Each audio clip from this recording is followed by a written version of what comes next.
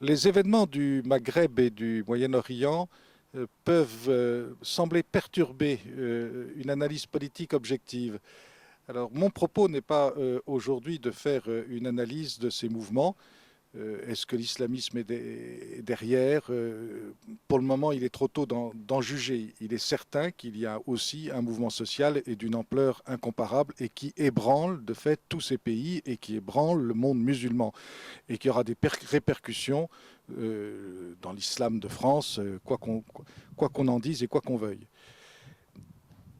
Le point sur lequel je voudrais attirer l'attention, c'est la façon dont les choses sont présentées, en particulier par la presse et par les médias d'une manière générale. Euh, on fait des amalgames qui sont littéralement insupportables, comme si ces monocraties orientales étaient des monarchies, de véritables monarchies, et pouvaient être assimilées à nos royautés d'Europe, et particulièrement à notre histoire de France. L'autre jour, on entendait une comparaison entre Kadhafi et Louis XIV, entre Ben Ali et les rois de France, mais c'est littéralement insupportable. Et je crois qu'il faut attirer l'attention sur cet amalgame et bien faire la distinction entre ce qu'on appelle la monocratie, qui est d'ailleurs d'une manière générale très liée aussi à la démocratie, la monocratie, c'est-à-dire le gouvernement d'un seul, et qui est très liée à la démocratie, qui est le gouvernement du peuple, car souvent le peuple vote pour un homme, et donc on passe de la démocratie à la monocratie, et c'est extrêmement différent de la monarchie et surtout de la royauté. Et par conséquent, les amalgames sont parfaitement injustifiés. Non, Kadhafi était un guide. Moubarak était un guide, un reis. Ça veut dire, c'est la même chose que Duce.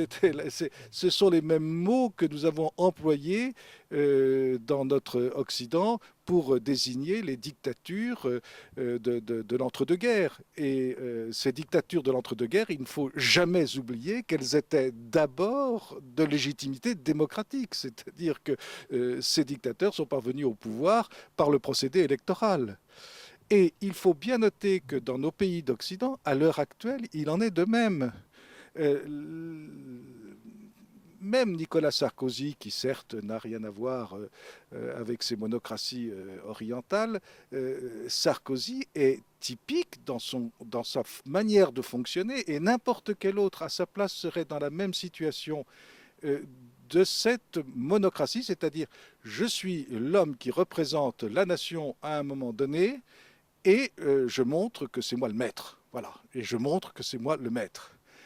Cette légitimité n'est pas historique, elle est immédiate, elle est momentanée, elle s'impose par les circonstances. Il faut tirer le pays d'une anarchie, il faut lui indiquer une direction, mais c'est momentané.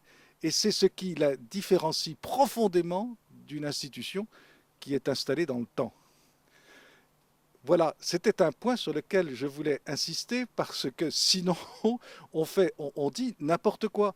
Et précisément ce qu'il y a de dangereux dans les mouvements qui sont en train de subvertir le Moyen-Orient, c'est que personne ne sait ce qui va sortir après et que aussi bien ils vont retomber dans une nouvelle monocratie qui sera prise en main par on ne sait quel ayatollah, quel mollah, quel prétendu guide. Ces pays peuvent tomber dans des formes iraniennes de tyrannie et tout ça toujours au nom du peuple. Car ce qu'il y a d'extraordinaire, c'est qu'à chaque fois, c'est toujours au nom du peuple. Au nom du peuple que se fait la révolution et au nom du peuple que la dictature s'installe. Voilà. Alors, pour ce qui est de la vieille Europe, ben, très malheureusement, les monarchies, quand elles existent, et il y en a, elles sont trop faibles, mais beaucoup trop faibles, parce que elles, leur légitimité vient d'ailleurs. Alors on ne dit plus qu'elles sont spirituelles, qu'elles sont de droit divin, peu importe, mais leur légitimité vient d'ailleurs. Elles sont d'une certaine manière transcendantes. Elles passent l'histoire. Elles viennent du passé et elles s'inscrivent vers l'avenir. Elles vont vers l'avenir puisque précisément il y a une succession. Le grand dommage de la Belgique, c'est que précisément, vous avez des quantités de petits monocrates, c'est-à-dire que chacun des hommes politiques qui ont un petit peu d'envergure se croit l'homme du destin, et la Belgique va être brisée par les prétentions précisément monocratiques à l'encontre de la monarchie d'un certain nombre de politiciens. Il serait souhaitable que le roi des Belges, oui, assume l'ensemble des pouvoirs, parce que lui serait capable de les déléguer et de le passer à son fils.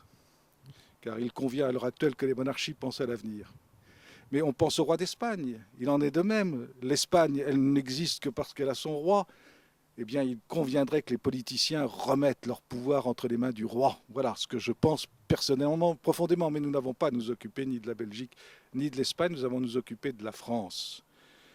Eh bien, ce n'est pas, dans la situation actuelle, un homme politique de passage, quel qu'il soit, quel que soit son talent, qui sauvera la France de la crise profonde où elle est installée et que d'ailleurs la crise moyen-orientale va aggraver incontestablement dans les mois qui viennent. Ça va venir très vite.